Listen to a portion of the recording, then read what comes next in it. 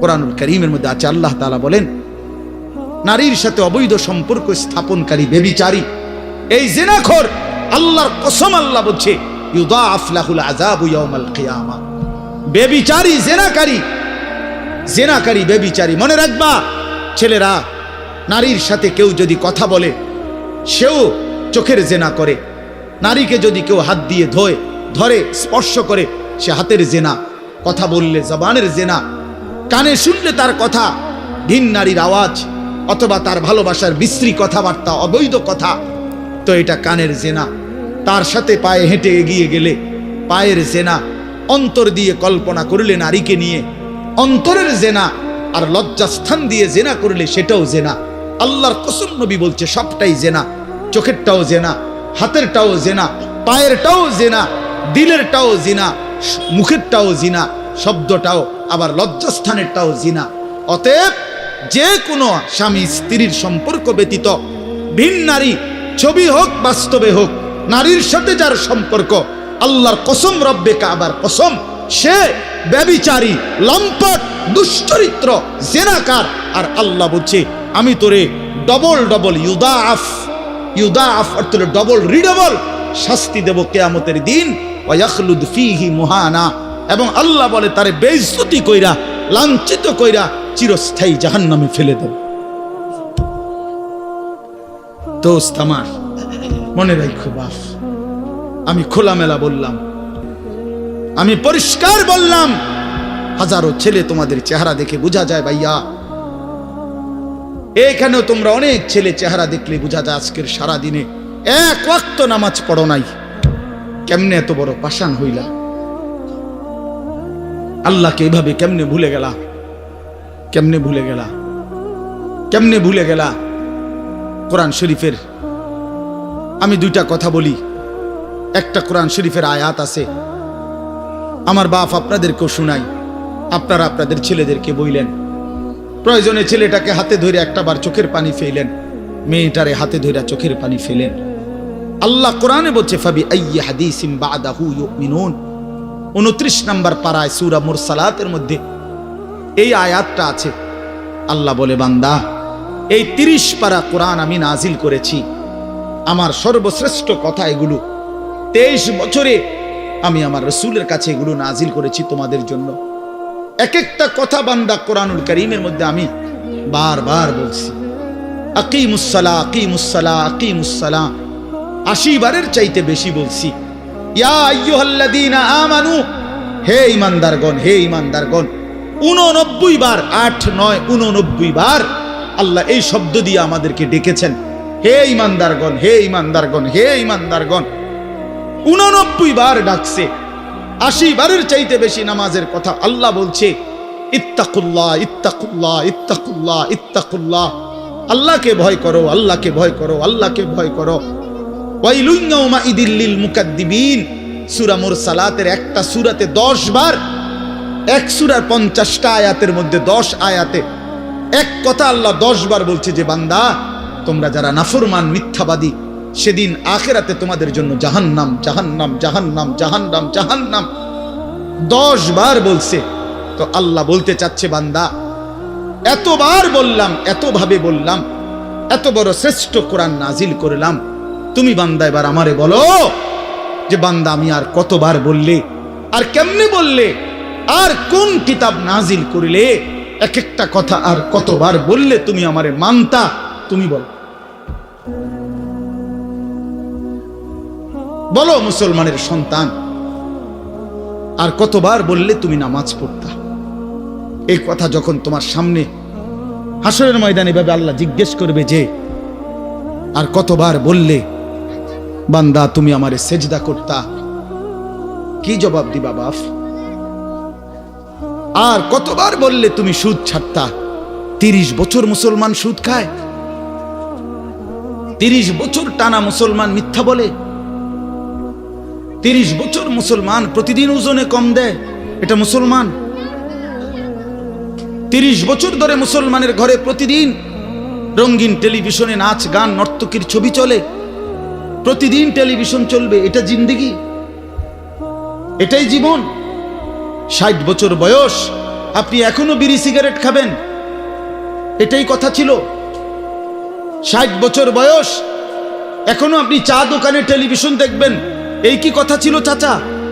হাহা, কবরে যাবেন কোন দিন? তাইলে মরণের কথা মনে পড়বে কোন দিন? যুবক ভাই বলো, 365 দিনে একটা বছর কোনোদিন ফজরের নামাজ পড়লা না, এ কেমন জিন্দিগি তোমার? তুমি আল্লাহরে এতটা ভোলা কেন ভুলে গেলা? এভাবে ছেড়ে দিলা কেন ভাই আমার? এই হলো একটা প্রশ্ন। আরেকটা প্রশ্ন হলো, লাকাদ মান্নাল্লাহু আলাল মুমিনিনা ইজ বাআসা ফীহিম রাসূলাম মিন আনফুসিহিম। আমার এটুকু কথা মনোযোগ দিয়ে শুনেন সবাই। নবী সাল্লাল্লাহু আলাইহি সাল্লামের ব্যাপারে আল্লাহ বলছে, বান্দা, হে আমার ইমানদার বান্দা, এই পৃথিবীর সমস্ত নিয়ামত আমি দিয়েছি সবার জন্য। আসমান, জমিন, চন্দ্র, সূর্য, আলো, বাতাস, রোদ, বৃষ্টি, হাসি, কান্না, আনন্দ, বেদনা, স্ত্রী, সন্তান, গাছ, ফল, ফুল, ক্ষেত, ফসল, টাকা পয়সা, জায়গা, জমি, এগুলো তো আমি সবাইকে দিছি।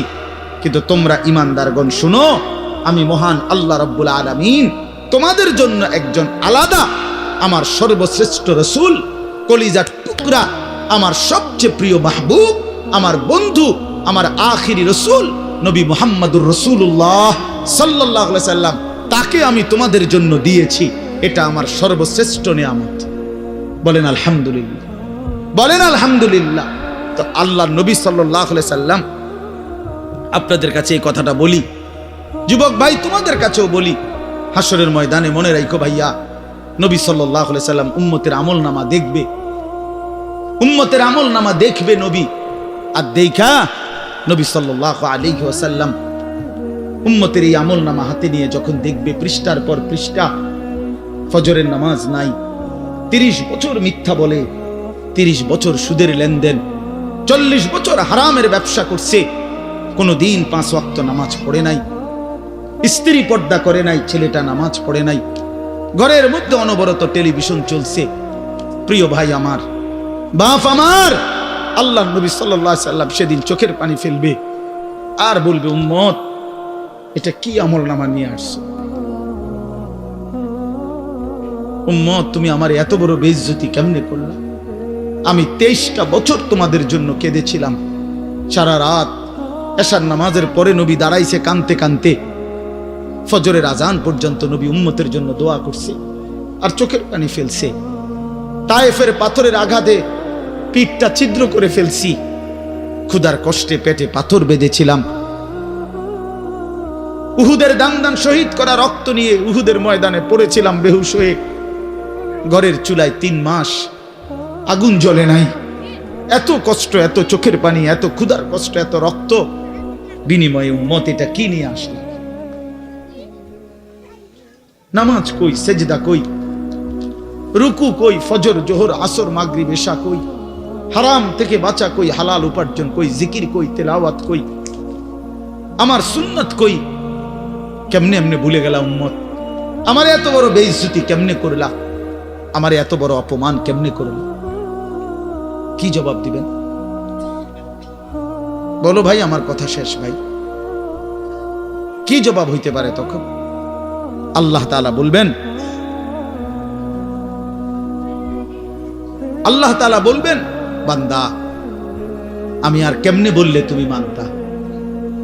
নবী বলবেন, উম্মত, আমি আর কত চোখের পানি ফেললে তুমি আমার কথা মনে করতে? আর কত রক্ত ঝরাইতাম আমি? 23টা বছর আমি শুধুই কাঁদছি, শুধুই কাঁদছি, সারা রাত কেঁদেছি। ভাই আমার, দোস্ত আমার, বন্ধু আমার, নওজোয়ান ছেলেরা আমার, নষ্ট হইও না, নষ্ট হইও না। প্রিয় বন্ধু, আজীবন ফিলিস্তিনে রক্ত ঝরবে আর আরাকানে রক্ত ঝরবে, আর তুমি আর আমি নিরাপদ থাকবো, এটা ছিল, এটা যারা ভাবছিলা, আজ ইসকনের গুন্ডারা, ইসকনের সন্ত্রাসীরা এটা প্রমাণ করে দেখাইছে। ইসকনের গুন্ডারা, ওই হিন্দু সন্ত্রাসীরা, এরা প্রমাণ করে দিছে তোমাদের আমাদের সবাইকে যে মুসলমানের বাচ্চা, সুযোগ পাইলে তোদের কাউকে ছাড়ব না। এই জন্য আমার মুসলমান ভাইয়ের শহীদ সাইফুল ইসলাম আলিফ, অ্যাডভোকেট সাইফুল ইসলাম আলিফের তাজা রক্তে চট্টগ্রামের জমিনে এই ইসকনের গুন্ডারা সন্ত্রাসীরা দিনে দুপুরে প্রকাশ্য দিবালোকে এই 92% মুসলমানের বাংলাদেশে, যে দেশে কালেমার উচ্চে ফজরের আজানে যে দেশে ভোর হয়, যে দেশের কোটি কোটি জনগণ মুসলমান, সে দেশে প্রকাশ্যে দিবালোকে ইসকনের গুন্ডারা সন্ত্রাসীরা এরা আমাদের মুসলমান একজন অ্যাডভোকেটকে জবাই করে ফেলছে। শুনেছ বন্ধু? এটা কি ভাবছ জিন্দেগি শুধু মোবাইল টিপতে টিপতে শেষ হইব? তুমি কোনোদিন মুসিবতে পড়বা না? না, হ্যাঁ, এইভাবেই মনে করছো জিন্দেগি, এই রং তামাশার জীবনটাই শেষ। বাপ কিছু বলে না, মা কিছু বলে না, স্ত্রী কি, স্বামী সন্তান সব আলাদা আলাদা, সবাই সবার মন মতো চলতেছো। ভাইয়া, এরই নাম জীবন? বেঈমান বুঝাইয়া দিছে, এই জমিনে রক্ত ঝরাইয়া বুঝাইছে। অনেক মানুষ তো বলে সবসময়, আমরা হুজুররা কেন চিল্লাই, আমরা কে এত কিছু চিল্লাই? আরে বন্ধু, আমরা তো এই কথাই বুঝাইতে চাই যে কাফের বেঈমান সুযোগ পাইলে হুজুর, পাবলিক, জনগণ কাউরে ছাড়বে না। নাই তো অ্যাডভোকেট সাইফুল ইসলাম তো হুজুর না, কথা বলেন না কেন? তো অরে জবাই করলো কেন? অরে জবাই করলো কেন? এই বাংলাদেশে কত মুসলিম নেতা আমাদের জাতির কত বড় বড় রাহবারদেরকে, ওলামায়ে কেরামকে আপনার জেলখানায় পুরাইছে, বছরের পর বছর করে ফেলে রাখছে। কই বাংলাদেশের মুসলমান তো কোনোদিনের বিনিময়ে কারো রক্ত ঝরায় নাই। তাহলে ওই বেঈমানরা তাদের একজন কাফের, ওই চরিত্রহীন, তার নামে অসংখ্য নারী নির্যাতন, শিশু নির্যাতনের অসংখ্য অভিযোগ তার নামে, তারে বহু জায়গা থেকে বহিষ্কৃত করছে। এই চিন্ময় কৃষ্ণ দাস নামে একজন কাফের মুশরিক বেঈমান চরিত্রহীনের জন্য তারা মুসলমানের বাংলাদেশে জলজ্জন্ত একজন মানুষকে জবাই করে ফেলছে। আজকে আবার পেঁয়াজের ধমক দেয়, পেঁয়াজ বন্ধ করে দিবে, আলু বন্ধ করে দিবে। ইন্ডিয়া থেকে আমাদেরকে ধমকায়, আমরা পেঁয়াজ বন্ধ করে দিবে। আলু তার আব্বার, পেঁয়াজ কি ইন্ডিয়ার আব্বার? কথা বলো না মিয়া। তাইলে কিসের ভয় দেখায়? 110 কোটি জনগণ তাদের। আরে মুসলমান তো 110 কোটিকে ভয় পায় না, 210 কোটিকে ভয় পায় না। আমাদের সংখ্যা হিসাব না, আমাদের শুধু একজন, আগেও একজন, এখনো একজন, আগামী তো আমাদের একজন, তিনি আল্লাহ। তিনি কে? বলো যুবক, আরো জোরে বলো যুবক, দাঁড়াও বলো নওজোয়ান, দাঁড়াও জওয়ান, ওঠো নওজোয়ান, দাঁড়াও জওয়ান, দাঁড়াও জওয়ান, জাগো নওজোয়ান, ওঠো নওজোয়ান, হিম্মত করো নওজোয়ান, তাকবীর বলো জওয়ান, তাকবীর বলো জওয়ান, জোর সে বলো জওয়ান। নারায়ে তাকবীর! ইসলামের শত্রুরা, ইসলামের শত্রুরা, নারায়ে তাকবীর! ইসলামের শত্রুরা, নারায়ে তাকবীর! এটা মনে রাখতে হবে, এদেশ ইসকলের না, এদেশ মুসলমানের। বলো এদেশ ইমানদারের, এদেশে কালেমার পতাকাই উড়বে। এদেশে হিন্দু থাকুক মানা নাই, কিন্তু ইসকনের গুন্ডারা থাকতে পারবে না, ইসকনের সন্ত্রাসীরা থাকতে পারবে না। তোমরা যুবক জাগবা তো ইনশাআল্লাহ, তোমরা হুঙ্কার ছাড়বা তো ইনশাআল্লাহ। কলিজার খুন দিয়ে হলেও মাতৃভূমির স্বাধীনতা, সার্বভৌমত্ব, প্রতি ইঞ্চি জমিন আমরা রক্ষা করব ইনশাআল্লাহ। বলো ইনশাআল্লাহ, জোরসে বলো ইনশাআল্লাহ। বসো ইনশাআল্লাহ। মুসলমানের সন্তান হারে না, ইমান মরে না, ইমান মরে না, ইমানদার মরে না, ইমানদার শহীদ হয়, আর শহীদ মরে না, শহীদ বেঁচেই থাকে। শহীদ কি থাকে বলেন না? বেঁচেই থাকে, বেঁচেই থাকে। আমি তোমাদের সমস্ত যুবককে হাত জোর করে অনুরোধ করলাম, দোস্ত আমার, তোমরা আল্লাহর নাফরমানি ছেড়ে দাও, মোবাইলের আসক্তি ছেড়ে দাও, নারীর লোভ ছেড়ে দাও। বন্ধু, আমি যদি পারতাম তোমাদের প্রতিটা যুবককে বুকে জড়াইয়া বলতাম, আমার যদি সুযোগ হইতো তো আমি চোখের পানি ফেলে বলতাম, কেমনে বললে বুঝতা তোমরা? কেমনে বললে বুঝতা? কারো প্রতি কোনো হিংসা বিদ্বেষের কোনো দরকার নাই। দোস্ত, ধাক্কা ধাক্কি ঠেলাঠেলি করার সময় নাই। দিন বাঁচানো, ইমান বাঁচানো, ইসলাম বাঁচানো। আগামী জেনারেশন, আমার 3 বছরের বাচ্চা আছে, অনেকের ঘরে 2 বছরের বাচ্চা আছে, কোলের বাচ্চা আছে। আমাদের চেষ্টা করা উচিত আগামীর জমিনটা, আমাদের স্ত্রী সন্তান, আগামী প্রজন্ম যেন ইসলাম নিয়ে বাঁচতে পারে, ইমান নিয়ে বাঁচতে পারে। এটাই হবে সাধনা। আমাদের সন্তান, আমাদের প্রজন্ম যেন আজানের শব্দে বাঁচতে পারে। এই জন্য এই জমিন যদি আমরা নিরাপদ না রাখি, আমরা যদি আল্লাহকে সেজদা না করি, আল্লাহর নাফরমানি করি, তাই আমার বন্ধু, আমার বাপ, আমাদের উপরে আযাব আসবে, আমাদের উপরে আযাব আসবে। আল্লাহ বলছে, বান্দা, দুনিয়ায় ডুবে থাকার শাস্তি আমি বুঝাবো। কাল্লা সাউফা তা'লামুন সুম্মা কাল্লা সাউফা তা'লামুন, কবরেও বুঝাবো, জাহান্নামেও বুঝাবো। কাল্লা লাউ তা'লামুনা ইলমাল ইয়াকিন লাতারাবুন্নাল জাহিম সুম্মা লাতারাবুন্নাহা আইনাল ইয়াকিন। আল্লাহ বলেন, বান্দা, আজকে যদি কোরআন পড়ে, হাদিস পড়ে, ওলামায়ে কেরামের কথা শুনে, না দেখেই যদি কবর, হাসর, মিজান, ফুলসিরাত, আখিরাত বিশ্বাস করতা, ভালো হতো, ভালো হইতো। বান্দা, আজকে বিশ্বাস করলে, বুঝে নিলে, আমল করতে পারতা। তো নয়তো লাতারাবুন্নাল জাহিম, একদিন সচক্ষে হাসরের ময়দানে জাহান্নাম দেখবা, সব বুঝবা। সুম্মা লাতারাবুন্নাহা আইনাল ইয়াকিন, চোখে দেখে বিশ্বাস হবে, কিন্তু সেদিন আর লাভ হবে না। সেদিন আর কি হবে না ভাইয়া? লাভ। সুম্মা লাতুসআলুন্না ইয়াওমাইদিন আনিন নাঈম।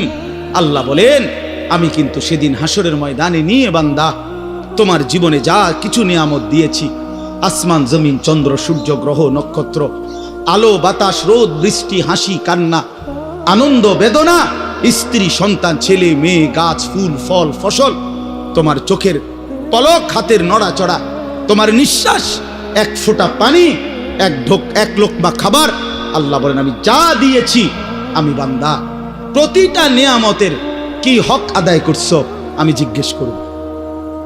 আমি ছাড়বো না বান্দা, আমি ছাড়বো না বান্দা।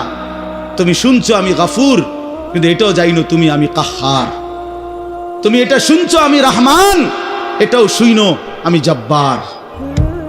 আমি জুন্তিকাম, আমি প্রতিশোধ গ্রহণকারী, আমি প্রচন্ড শাস্তিদাতা, আমার আযাব বড় ভয়ানক। এজন্য ভাই আমার, বন্ধু আমার, চলো আজকে নিয়ত করি, কবরবাসীদের জন্য আমরা দোয়া করি, আর আমরা যারা জীবিত আছি আমরা আমাদের জীবন গঠন করি, বলি ইনশাআল্লাহ। একটা ছোট্ট কথা আগে বুঝেন, সবাই বুঝতে ভালো। কোরআনুল কারীমের মধ্যে আছে, হযরত মূসা আলাইহিস সালামকে আল্লাহ তাআলা প্রথম যখন তুর পাহাড়ে, আমরা সবাই জানি যে আল্লাহ তাআলা মূসা আলাইহিস সালামের সাথে তুর পাহাড়ে কথা বলছেন বহুবার, মানে ওয়াহি নাজিল করছে। আল্লাহর কথা মানেই ওয়াহি। তো প্রথমবার যখন মূসা আলাইহিস সালাম তুর পাহাড়ের ওই টিলাতে উঠলেন, তো সেখানে আল্লাহ তাআলা স্পষ্ট কোরআন শরীফে আছে, আল্লাহ তাআলা প্রথমেই বলে দিছেন, ইন্নী আনা রব্বুক ফাখলা'না আলাইক। মূসা, আমি তোমার রব, আমি তোমার মহান মালিক আল্লাহ। তুমি ফাখলা'না আলাইকা, তোমার 2টা জুতা খুলে ফেলো, 2টা জুতা খুলে ফেলো। আনা আখতারতুকা, আমি তোমাকে নির্বাচিত করেছি। ফাসতামি' লিমা ইউহা, অতএব আমি যা ওয়াহি নাজিল করতেছি, বলতেছি, তা মনোযোগ দিয়ে শোনো। তাহলে এখন কি বোঝা গেল? তাফসীরের মধ্যে আছে, জুতা খুলতে বললেন কেন? প্রশ্ন হলো, জুতা খুলতে বললেন কেন? কথা বললে বলবে। তো আল্লাহ তাআলা এটা বুঝাইছেন, মূসা, আমি রব্বুল আলামিনের কথা শুনবার আদব, জুতা খুলে বসা। এই জন্য আদব শিখাইছেন, আদব শিখাইছেন। কোরআন সুন্নাহর ইলমের মধ্যে, কোরআন সুন্নাহর জ্ঞানের মধ্যে একটা জিনিস ভীষণ জরুরি, সেটা হলো আদব। 2টা জিনিস একসাথে গঠন করতে হয়। এজন্য আমাদের মাদ্রাসাগুলোতে 2 জিনিস একসাথে পড়ায়, একটা হলো ইলম আর একটা হলো আদব।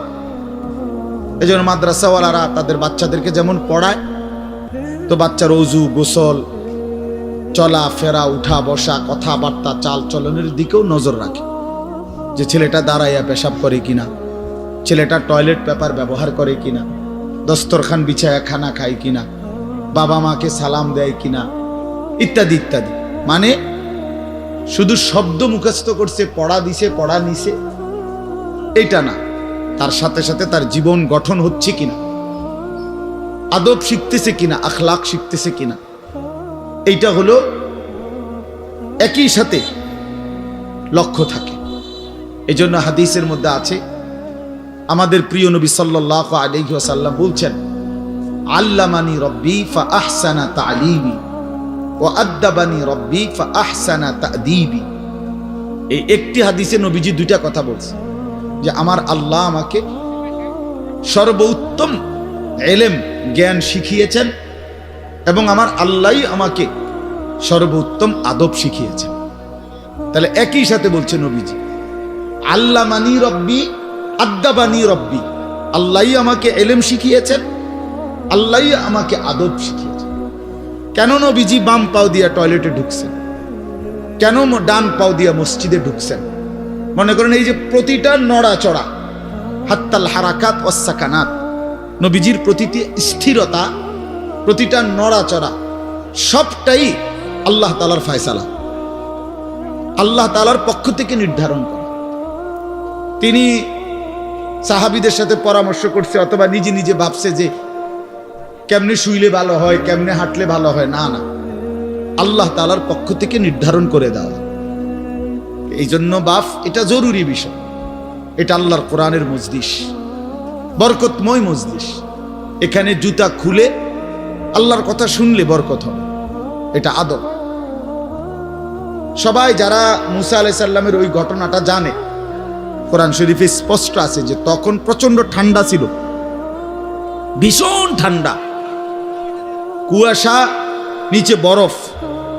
মুসা আলাইহিস সালামের স্ত্রী, ওই যে শোয়াইব আলাইহিস সালামের মেয়ে, যাকে তিনি 10 বছর পরে বিয়ে করে আনতেছিলেন, উনি প্রচন্ড শীতে কাঁপতেছিল। এই সময় মুসা আলাইহিস সালাম একটু আগুনের তালাশে তুর পাহাড়ের ওই টিলার মধ্যে উঠছিলেন। স্ত্রীকে বলছে, ইন্নী আনাস্তু নারা, আমি একটু আগুন তালাশ করে আনি, যদি আগুনটা আনতে পারি তাহলে আগুনের মধ্যে যদি তোমার শরীরে একটু সেঁক দাও, তাহলে গরমটা আর শীতটা একটু কম লাগে। মানে সে শীতকালে আগুন দিয়ে আগের দিনে খুব ছিল, তাহলে বোঝা গেল এত ঠান্ডা, এত প্রচন্ড শীতে যে কাঁপতেছে। কিন্তু এরপরেও আল্লাহ তাআলা বললেন, আগে জুতা খোলো। অথচ এই ঠান্ডার মধ্যে জুতা না খুললে ভালো ছিল, কিন্তু এরপরও আল্লাহর কথা শুনবার আদব, জুতা খুলে শুন। হাদিসের মধ্যে কথা স্পষ্ট আছে, আল্লাহর নবী সাল্লাল্লাহু আলাইহি ওয়াসাল্লাম কখনোই খাবার জুতা পরিহিত অবস্থায় খাইতেন না। জুতা পায়ে কখনোই তিনি খাবার খাইতেন না, বরং জুতা খুলে পিঠ সোজা রাইখা, মাথা নিচের দিকে নোয়াইয়া, 2 হাঁটু উপরের দিকে তুলে বিনয়ের সাথে আল্লাহর নবী সাল্লাল্লাহু আলাইহি ওয়াসাল্লাম খাবার গ্রহণ করতেন। নবীজি নিজে বলতেন, আকুলু কামা ইয়াকুলুল আবদ, একজন গোলাম তার মনিবের সামনে যেরকম বিনয়ের সাথে খানা খায়, আমি আমার মহান আল্লাহ পাকের সামনে এভাবে খানা খাই। ভাইয়া, আদব, আদব অনেক বড় জিনিস। আল আদাবু খাইরুন কুল্লু, আদব পুরাটাই কল্যাণ। রাসূলুল্লাহ সাল্লাল্লাহু আলাইহি ওয়াসাল্লাম বলছেন, মা নাহালা ওয়ালিদুন ওয়ালাদাহু মিন নুহলিন মিন আদাবিন হাসান। তোমরা তো বাংলাটা বুঝলা না, জুতা যেহেতু খুলবা না ভাই, তো বাইরে চলে যাও।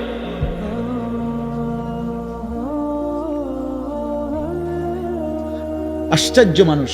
না না, অনেকের আছে গাদ্দারি স্বভাব, যে আমি যেমনি আছি এমনি শুনুন। এটা সিধা করতে হবে। জিন্দেগি যদি সোজাই না হয় তো বললাম কারে, বললাম কাকে? শুধুই কেবল ভাইয়া শুনলাম, একজনের পরিচিতি আছে, একজনের জনপ্রিয়তা আছে, একজনের সুর আছে, একজনের টান আছে, একজনের জোরে গলার আওয়াজ আছে, তো এই কারণে জড়লাম। কি ফায়দা এতে ভাই? কথা বোঝেন নাই? আমারে মনে করেন 1 কোটি মানুষ চিনে, তো আপনার লাভ কি? আমারে 10 কোটি মানুষ চিনে, সারা পৃথিবী চিনে, তো আমারে চিনলে তোমার লাভ কি? তুমি কি বদলাইলা? এটা না দেখার বিষয়। আমি আমার জন্য কি গ্রহণ করলাম, এখানে কার জনপ্রিয়তা আছে না নাই, এটা দিয়ে কে ঘাস কাটে? জনপ্রিয়তা দিয়ে হয় কি? কিচ্ছু না, কিছুই না। পৃথিবীর জনপ্রিয় অজনপ্রিয় সব মানুষই ভাত খায়, তো আর জনপ্রিয়তার আলাদা ভ্যালু কি? ঘুম যায়, পেশাব পায়খানা করে, তো আর এনে কি আহামরি কি? এটা কিচ্ছু না, এটা ধোঁকা ছাড়া আর কিচ্ছু না, ধোঁকা। এই জন্য ভাই আমি আবারও অনুরোধ করছি, তোমরা কষ্ট পাইও না, প্যান্ডেলের ভিতরে দাঁড়াইও না। আমি অনুরোধ করলাম কমপক্ষে প্যান্ডেলের ভিতরে ভাই মাহফিলের যেই যুব সমাজরা আয়োজন করছো ভাই, তোমাদের কাছে অনুরোধ আমার, তোমরা কয়েকজন কমপক্ষে স্বেচ্ছাসেবকের দায়িত্ব পালন করো। যারাই দাঁড়িয়ে আছে তাদেরকে বসতে বলো। এটা ভালো, আজকের জন্য না, সব সময়ের জন্য। হাদিসের মধ্যে আছে হযরত জিবরাইল আলাইহিস সালাম নবীজি সাল্লাল্লাহু আলাইহি সাল্লামের কাছে, শুনতেছেন আপনারা, নবীজির কাছে যখন হযরত জিবরাইল মানুষের আকৃতিতে আসতেন, জিবরাইল আলাইহিস সালাম কখনো কখনো তার মূল আকৃতিতে অদৃশ্যভাবে ওহী নাজিল করতেন কোরআন, আবার কখনো কখনো মানুষের সুরত ধরেও নবীজির সামনে আসতেন। হাদিসে কথা স্পষ্ট আছে যে যখনই জিবরাইল মানুষের আকৃতিতে নবীজির কাছে আসতেন, তো নবীজির সামনে এসে আদবের সাথে বসতেন। কিভাবে বসতেন? হাদিসের এই শব্দটা পর্যন্ত আছে, ফাসনাদা রুকবাতাইহি ইলা রুকবাতাইহি, মানে করেন নবীজি এদিকে ফিরা, তো জিবরাইল ওইদিকে মুখোমুখি মুখোমুখি বসতেন, এভাবে যে উভয়ের হাঁটু বরাবর, বুক বরাবর, চোখ বরাবর, এইভাবে মনোযোগ দিয়ে জিবরাইল আলাইহিস সালাম নবী সাল্লাল্লাহু আলাইহি সাল্লামের সামনে বসতেন। এরপরে তিনি বিভিন্ন বিষয় বলতেন, শুনতেন, নবীজির সাথে কথা বলতেন। তাইলে আদব এটা, আল্লাহর কোরআনের সামনে, রাসূলুল্লাহ সাল্লাল্লাহু আলাইহি সাল্লামের হাদিসের সামনে সর্বোচ্চ আদবের সাথে বসতে হয়, সর্বোচ্চ, এটা বসা, এটাই নিয়ম। হাদিসের মধ্যে আছে, আরো শুনাই আমি, হাদিসের মধ্যে আছে, হাদিসে কুদসি, কোন নেককার বান্দারা যখন আল্লাহর জিকির, আল্লাহর তেলাওয়াত, আল্লাহর কথা শুনবার জন্য, বসবার জন্য, বলার জন্য বসে, তো পুরা মজমা যখন শেষ হয়, তো আল্লাহ ফেরেশতাদেরকে জিজ্ঞেস করে যে আমার এই বান্দাদেরকে কি পুরস্কার দেওয়া যায়? তো তারা বলে, মহান আল্লাহ, আপনার ইচ্ছা। তো আল্লাহ তাআলা বলেন, শুনো, আমার এই প্রিয় বান্দাদের মজলিস যারা বসলো, আমি তাদের সকলকে মাফ করে দিলাম। তো ফেরেশতারা বলে, আল্লাহ, এখানে এমন লোকও আছে যে এমনি আসছিল, দ্বীনি উদ্দেশ্যে আসে নাই, আপনার কথা শুনতে আসে নাই, এমনি বইছিল আর কি, ইন্নামা জা আলি হাজাতিন, ব্যক্তিগত কোনো উদ্দেশ্যে আসছে, তাকেও মাফ করে দিবেন। তখন আল্লাহ তাআলা বলেন হাদিসে কুদসি, হুমুল কওমু লা ইয়াশকা বিহিম জালিসুহুম, এই শব্দটা বুঝাইতে চাই। আল্লাহ তাআলা তখন বলেন, আমার প্রিয় বান্দাদের মজলিস, হুমুল কওমু লা ইয়াশকা বিহিম জালিসুহুম, এমন কওম, যে কওম, আল্লাহ বলে আমার নেক বান্দাদের মজলিস এমন মজলিস যেখানে যেই বসছে আমি আল্লাহ কাউকে বঞ্চিত করি, কাউকেই বঞ্চিত করব না, বরং ফেরেশতারা শোনো, আমি সকলকেই মাফ করে দিলাম। তাহলে এইখানে কথাটা কি, যে জালিসুহুম, আমার নেক বান্দাদের সাথে যারা বসছে আমি সকলকে মাফ করে দিলাম। তাহলে বোঝা গেল বসার গুরুত্বটা আলাদা। এই এতগুলো কথা বলার পরে আর আমার পক্ষে আর কিছু বলার নাই এই বিষয়ে, কোরআন সুন্নাহর আলোকে বললাম। এরপরে কোনো বদনসিব যদি নাই বসে, তার কি করার আছে? তার কি মাথার বাড়ি দেওয়া যাবে? কথা বুঝছেন? কাজেই এরপরে কোনো দুর্ভাগা না বসলে ঠিক আছে। ইসরাফিলের ফু যেদিন দিবে সেদিনও বহু মানুষ গাফেল থাকবে, হাদিস আছে। ইসরাফিলের ফু হবে, পৃথিবীতে ভূমিকম্প শুরু হবে, জমিন কাঁপতে শুরু করবে, আসমান ভাঙতে শুরু করবে, তখনও গাফলতের মধ্যে বহু মানুষ থাকবে। এই অবস্থাতেই মৃত্যু হবে, এই অবস্থাতেই হাসর হবে। কাজেই গাফেল থাকবেই, গাফেল থাকবেই। এই জন্য আল্লাহ তাআলা আমাদের প্রত্যেককে আল্লাহর কথা, কোরআন সুন্নাহর কথা মনোযোগ দিয়ে আন্তরিকতা নিয়ে শুনবার তৌফিক দান করেন। এবার আর একটা কথা, ছোট্ট কথা, সেটা হলো ভাই, মেহেরবানি করে প্রত্যেকে এই যাদের হাতে মোবাইল, এই হাতে ধরা এই মোবাইলগুলো নামায় ফেলো। আল্লাহর ওয়াস্তে আমার এই কথাটা রাখো, ভালো হবে। আমি তোমাদের কল্যাণের জন্য বললাম। আল্লাহর ওয়াস্তে এই হাতের মোবাইলটা অল্প একটু সময়ের জন্য আমি অনুরোধ করলাম, এটা নামাইয়া এটা বন্ধ করে দাও। এমনি শুনো, চেহারার দিকে তাকাইয়া শুনলে দোস্ত ভালো হবে, মনোযোগ বাড়বে, দিলে কথা জমে। শুধু মোবাইলটা ধরে রাখলে একটা বড় সমস্যা হলো নিজের অন্তরের মধ্যে জেহানে থাকে এটা যে আমার মোবাইলে উঠতেছে কিনা, সেই জন্য সারাক্ষণ নজর এটার দিকে থাকে। আর একটা মনোবিজ্ঞানীদের একটা কথা হলো, মানুষের অন্তর একসাথে দুই জিনিস ভাবতে পারে না। এটা একটা কি পরীক্ষিত কথা। দিলে একই মুহূর্তে দুই জিনিস ভাবে না, এটা রাইখে তোমার আরেকটা ভাবতে হবে। তাহলে এখন যেহেতু তোমার ফিকিরে মনোযোগ মোবাইলটাতে উঠতেছে কিনা ঠিক মতো, তাহলে আর নিজের জন্য কিছু গ্রহণ হবে না। মোবাইলে উঠছে ঠিক আছে, সুন্দর, আওয়াজও ক্লিয়ার হইছে, পুরা বয়ানটাও উঠছে, তো এরম তো ওয়াজ লাখ লাখ আছে মোবাইলে। নিজের জন্য কি হলো? আমার দিলের জন্য আমি কি নিলাম? আমার নিজের জন্য আমি কি নিলাম? এই জন্য দোস্ত, এটা জরুরি বিষয়, এটা গুরুত্বপূর্ণ বিষয় যে নিজের জন্য গ্রহণ করা। তু আগার মেরা নিহি বানতা না বান, আপনা তো বান।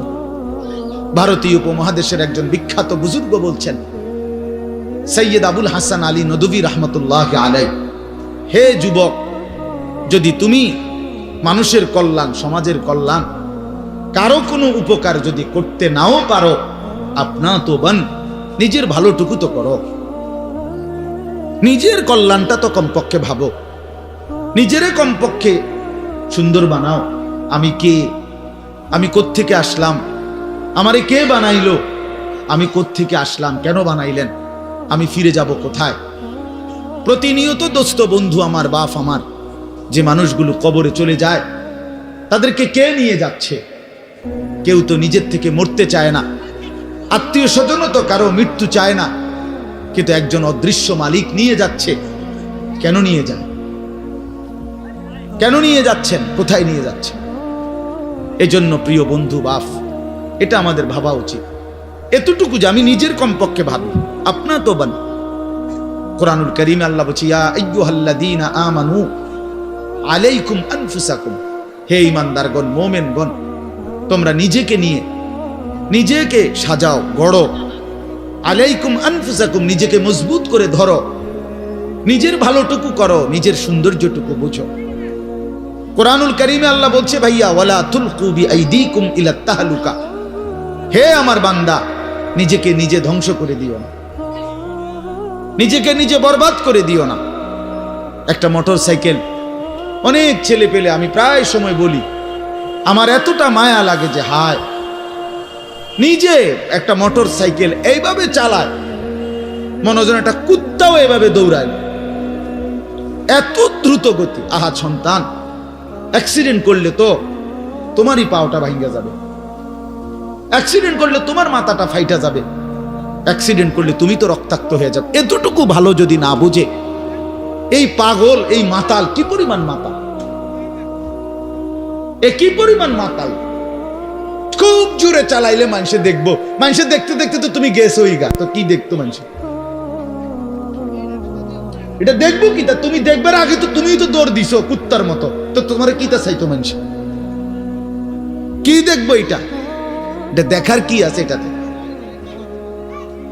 আস্তাগফিরুল্লাহ, আস্তাগফিরুল্লাহ। এরকম অসংখ্য বিষয় আছে যে তুমি যদি মনে করো দিবানিশি চরিত্রহীনতার মধ্যে ডুবে গেলা, উলঙ্গ ছবি, নর্তকীর নাচ, জেনা, ব্যভিচারের দৃশ্য দেখলা, সারা রাত সারা দিন মোবাইলে, প্রিয় বন্ধু আমার, ভাই আমার, তুমি একবার ইনসাফের সাথে ভাবো যে এর পরিণতিতে তোমার হালাত কি হবে। তোমার শরীর, তোমার যৌবন, তোমার যৌন শক্তি, তোমার যৌবনের সক্ষমতা, এটা যখন প্রয়োজনের মুহূর্তে হারায় যাবে, তুমি যখন ফকির হইবা, তুমি যখন ফকির হয়ে যাইবা, একদিন শরীরের সক্ষমতার অভাবে যখন ধুকে ধুকে কাঁদবা, দুনিয়া তো বেইজ্জতি, আখিরাত তো বেইজ্জতি, তো কি হবে সেদিন? কে তোমার খবর নিবে? কে কার খবর নেয়? স্বার্থপর এই দুনিয়ায় কেউ কারো খবর নেয় না দোস্ত। এই স্বার্থপর দুনিয়ায় কেউ খবর নেয় না। তুমি যেদিন মরে যাবা, আমি যেদিন মরে যাব, সেদিনও পৃথিবীতে সূর্য উঠবে, চাঁদ উঠবে, এই গাড়ি চলবে, সিএনজি চলবে, অটো চলবে, দোকানপাট খুলবে, ব্যস্ত মানুষ সব বাজার ব্যবসা ঠিকই চলবে, সব দৌড়াচ্ছে, শুধু আমি নিস্তব্ধ, শুধু আমি থেমে গেলাম।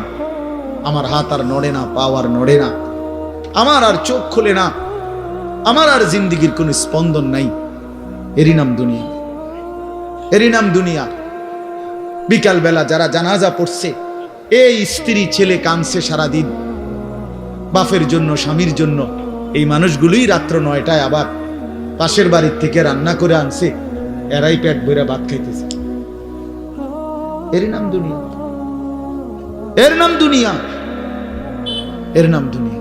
এই মানুষগুলো তো একদিন উপাস থাকলো না, আপন সন্তান, আপন স্ত্রী, তাহলে ধোকার এই দুনিয়া কার জন্য সাজাইল? কার জন্য বলেন? বলেন কার জন্য? ইয়ালামুনা যাহিরাম মিনাল হায়াতিদ দুনিয়া ওয়া হুম আনিল আখিরাতি হুম গাফিলুন। আল্লাহ বলে, বান্দা দুনিয়ার জীবন তো খুব বুঝলা, কিন্তু আখিরাতের ব্যাপারে গাফিল হয়ে রইলা। আমার ছেলেরা, তোমরা বলো ভাই, তোমরা যারা খোদার 365 দিনে একটা বছরে কোনোদিন ফজরের নামাজ কোনোদিন পড়ো নাই, তোমার এই পরিণতি, তোমার এই গন্তব্য শেষ কোথায় তুমি বলো?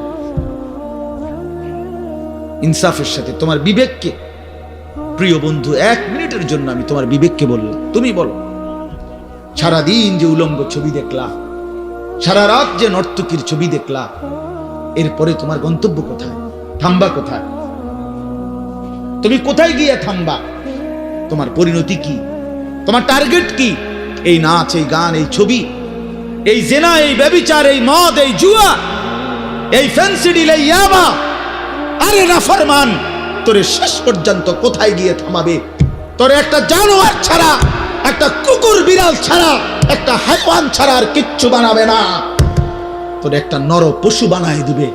চরিত্রহীন মানুষ থাকে না, লম্পট কোনোদিন মানুষ হয় না। মদখোর, নেশাখোর, জুয়ারি, ফেন্সিখোর, বাবাখোর, ডাইলখোর, ইয়াবাখোর, ফুট্টাখোর, হারামখোর, ওই মানুষ থাকে না, ওই জানোয়ার হয়ে যায়। জানোয়ার, জানোয়ার হয়ে যায় বেটা, জানোয়ার হয়ে যায়।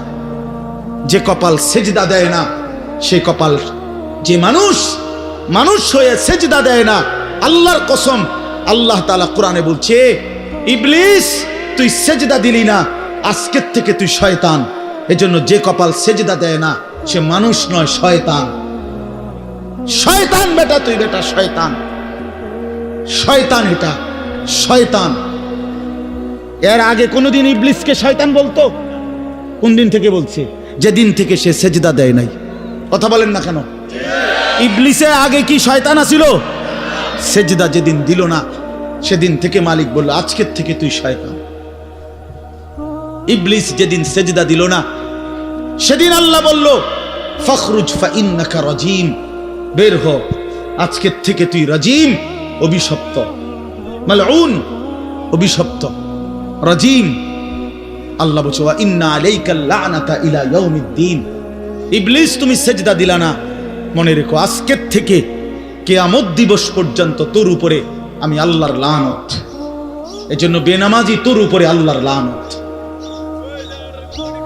তোর উপরে আল্লাহর লানত, তোর উপরে খোদার গজব। আল্লাহর লানত যার উপরে, সে সুখ পায় না। ওই মালিকের সাথে গাদ্দারি করে সুখ মিলে না। খবর নিয়ে দেখো, তুমি না জানলে আমি জানি। জিন্দিগির আজ 21 বছরের এই ওয়াজের জীবনে কত শত মানুষ জীবনের কত দুঃখ বেদনা আমরা তো শুনি না? আমরা কাছে দোয়া চাই না? কোন হারামখোর, কোন সুদখোর, কোন ঘুষখোর, কোন বেপর্দা নারী, কোন বেহায়া নারী, কোন মদখোর জুয়ারি, কোন নারীর সাথে অবৈধ সম্পর্ক স্থাপনকারী পুরুষ কিংবা নারী, আল্লাহর কসম সুখে নাই, সুখ মিলে না, সুখ মিলে না। নোনা জলে তৃপ্তি হয় না। যে পানি লবণাক্ত ওই পানি তৃষ্ণা মিটায় না। অতএব গুনাহ তৃষ্ণা মিটায় না, গুনাহ কাউকে তৃপ্তি দিতে পারে না। আল্লাহর নাফরমানি কাউকে সুখ দিতে পারে না বন্ধু। আল্লাহ কোরআনে বলছে ওয়াদারু যাহিরাল ইসমি ওয়া বাতিনা, আমার বান্দা প্রকাশ্য গুনাহ ছেড়ে দাও, গোপন গুনাহ ছেড়ে দাও।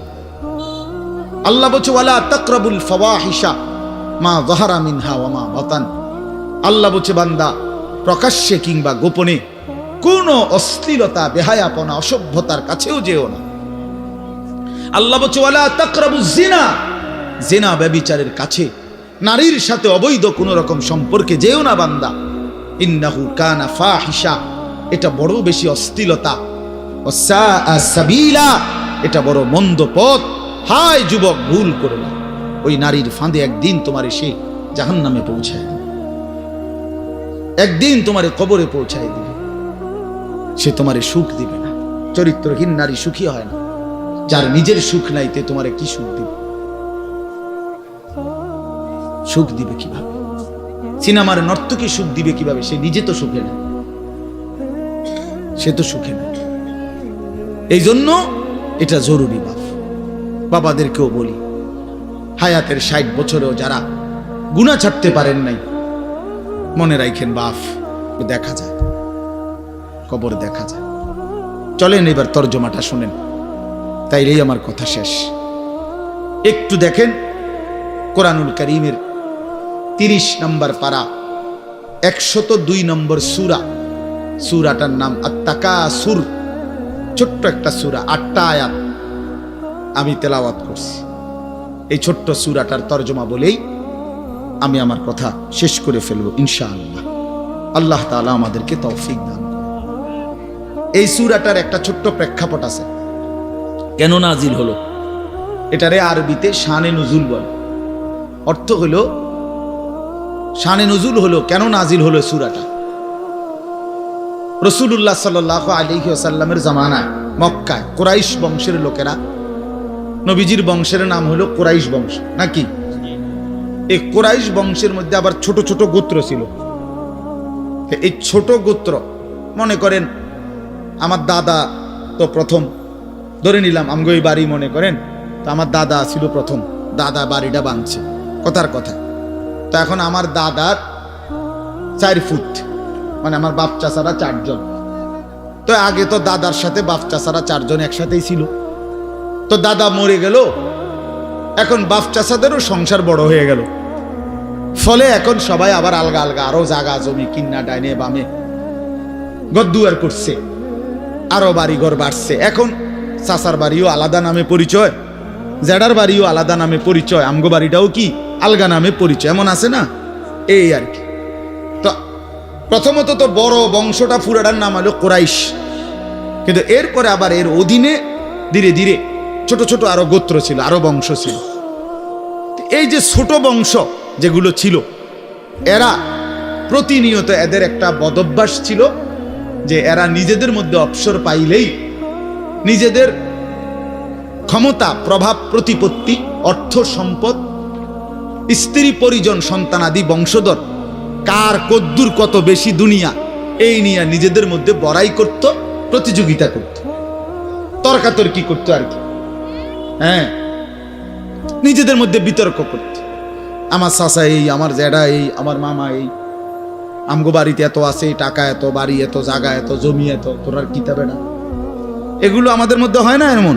এরকম ওরা প্রচন্ড ভাবে এইটা নিয়ে বিতর্ক করত।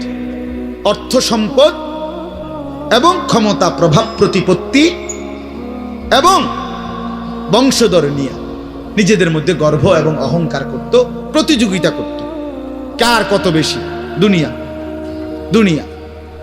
তো এটা তাদের একটা অভ্যাস ছিল। এর মধ্যে 2টা গোত্র, বনু আব্দে মানাফ এবং বনু সাহাম, ওই কুরাইশের শাখা, এই 2টা গোত্রের নাম। একদিন তারা এই 2 গোত্র প্রচন্ড তর্কে লাগছে, কার বংশ বড়, কার সম্পদ বেশি, কার ক্ষমতা বেশি কইতেছে, এরা একবার কয়, এরা একবার কয়।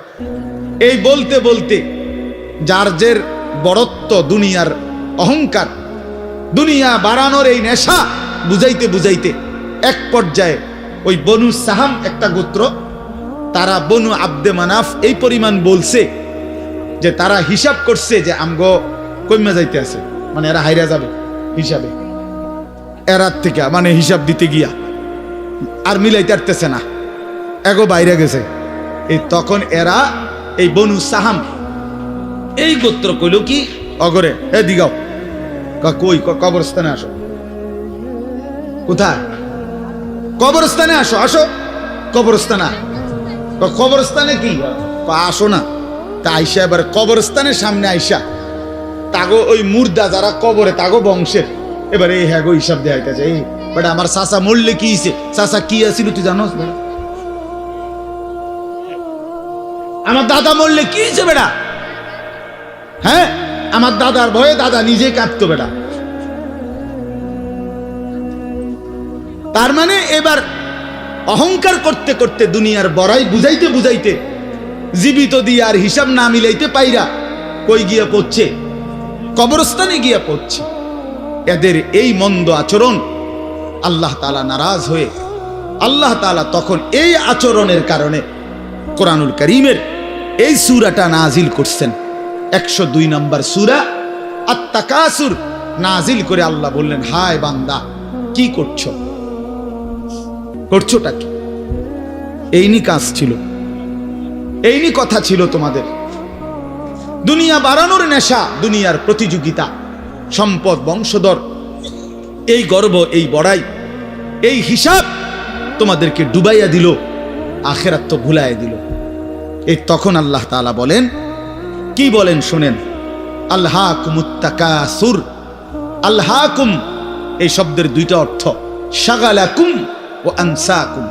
আল্লাহ তাআলা বলেন, হায় আলহাকুম তোমাদেরকে ব্যস্ত করে ফেললো দুনিয়া, আর আনসাকুম আল আখিরা তোমাদেরকে আখিরাত ভুলাইয়া দিল। তোমরা কবর ভুলে গেলা, হাসর ভুলে গেলা, পরকালের হিসাব ভুলে গেলা, আখিরাত ভুলে গেলা, আর দুনিয়ার মধ্যে ডুবে গেলা। কি কারণে ডুবলা? কি কারণে আখিরাত ভুললা? আত-তাকাসুর এই বাড়ানোর প্রতিযোগিতা, অর্থ সম্পদ, ক্ষমতা, বংশধর, টাকা পয়সা, মাল দৌলত, এগুলো বাড়ানোর নেশা তোমাদেরকে আখিরাত ভুলাইয়া দিল আর দুনিয়ার মধ্যে ডুবাইয়া ফেললো, ব্যস্ত করে ফেললো। হাত্তা জুরতুমুল মাকাবির। আল্লাহ বলেন, হায় বান্দা এক পর্যায়ে কবরস্থানেই পৌঁছে গেলা। এর ডাইরেক্ট কথা, শেষ পর্যন্ত কবরস্থানে চলে গেলা। অহংকার করতে করতে, বড়াই করতে করতে, দুনিয়া সাজাইতে সাজাইতে, দুনিয়া মিলাইতে মিলাইতে। এ কথার দুই অর্থ। এবার এক হলো সরাসরি ওদেরকে বলছে কাজটা তোমরা ভালো করলা না, আরেকটা হলো আমাদের সবাইকে বলছে, আমার বান্দারা তোমরা যারা এই পরিমাণ দুনিয়া নিয়ে ব্যস্ত হইলা, দুনিয়া সাজাইতে লাগলা, যে এক পর্যায়ে এই দুনিয়া সাজাইতে সাজাইতেই হাত্তা জুরতুমুল মাকাবির কবরে পৌঁছে গেলা, একদিন মরে গেলা, অথচ আখিরাতের কোনো পুঁজি নাই, কবরের কোনো সামান নাই। কামটা কি করল? কামটা কি করল? কাজটা কি করলা বান্দা? কি করল? হায় বান্দা 60 বছর বয়স, আজও আখিরাতের পুঁজি কই? 30 বছর, আজও আখিরাতের পুঁজি কই? এরই মধ্যে তো একদিন কবরেই পৌঁছে যাবে। কবরেই এই যে দেখেন কবরবাসীদের রুহের মাগফিরাত কামনায় মাহফিল, আমি এই জন্যই আয়াত করছি। পুরা কোরআনুল কারীমের মধ্যে এই একবারই কবর এই শব্দটা আছে এই সূরার মধ্যে একমাত্র। হাত্তা জুরতুমুল মাকাবির, এই কবরস্থান, কবর, এই কথাটা কোরআনের এই সূরাতেই আছে। আল্লাহ তাআলা বলেন, বান্দা দুনিয়ার লোভে ডুবে আখিরাতকে ভুলে তুমি বাড়ানোর নেশা, তোমার প্রতিযোগিতা, আরো চাই, আরো চাই, আরো চাই, আরো চাই, এটা তো একদিন তোমার কবরস্থানেই পৌঁছায় দিল, কবরস্থানে পৌঁছায় দিল। আমার বাপ, আমার বন্ধু, আমার জওয়ান সাথী, সবাই নিয়ে ভাবি, আমিও আপনিও ইনসাফের সাথে। দুনিয়া আমারে কি পরিমাণ ব্যস্ত করে দিল। 60 বছরের বয়স্ক মানুষ, 70 বছরের বয়স্ক মানুষ, হিসাব শুধুই দুনিয়া। হিসাব করতেছে এখনো দুনিয়া। দুনিয়া মিলছে খুশি, দুনিয়া মিলে নাই খুশি নেই।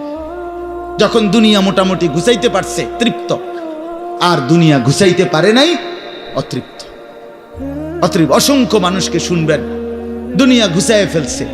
3টা ছেলে বিদেশ পাঠাইছি হুজুর, 4টা মেয়ে বিয়ে দিছি, বাড়িতে একটা বিল্ডিং করছি, 4টা রুম, ভিতরে 2টা বাথরুম, আল্লাহর রহমতে রাস্তার লগে কুদ্দুর জায়গা কিনছি, ব্যাংকেও কিছু টাকা পয়সা জমছে, বাজার সদাই কইরা খাইয়া পইরা আল্লাহর রহমতে আমনগো দোয়ায় 10 জনের দোয়ায় ভালো আছে। খালাস, জিন্দেগি মিলে গেছে, জীবনের টার্গেট অর্জন হয়ে গেছে। চাচা তৃপ্ত, 60 বছরের বয়স্ক বাবা তৃপ্ত হয়ে গেছে। তার পৃথিবীতে আসার উদ্দেশ্য অর্জন হয়ে গেছে। পৃথিবীতে আসছিল ফোলাদ বিদেশ পাঠাইছে। পৃথিবীতে আসছিলেন মেয়ে বিয়ে দিতে, মেয়ে বিয়ে দিছে। দুনিয়ায় আসার 60 বছরের একটা টার্গেট ছিল, একটা বিল্ডিং করবে, বিল্ডিংটা হইছে আলহামদুলিল্লাহ। আর কি? তো চাচা কবর, হাসরের ময়দান, ফুলসেরাত, মিজান, আমল নামা, জান্নাত জাহান্নাম, এগুলো কার জন্য? এগুলো কার জন্য? এগুলো কার জন্য? কই সেগুলোর কথা তো বললেন না।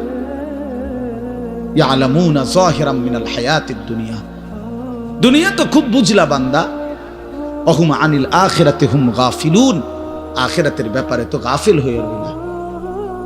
যুবক ছেলে, তোমাদের হালাত কি?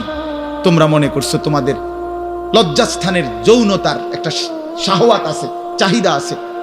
এই চাহিদাটা যদি পূরণ হয়, নারী, ছবি, বন্ধুদের অসৎ আড্ডা, মোবাইলের অশ্লীল ছবি, এই জেনা ব্যভিচারের যে কোনো সুযোগ কিংবা কোনো অসভ্যতা নোংরামির কোনো সুযোগ পাইছো, জীবন উপভোগ করতেছ, খালাস খালাস।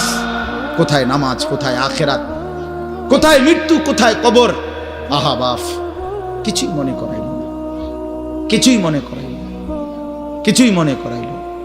এরই নাম জিন্দেগি, এরই নাম মুসলমান। এখানেই জীবনের সমাপ্তি, আর কিছু নাই।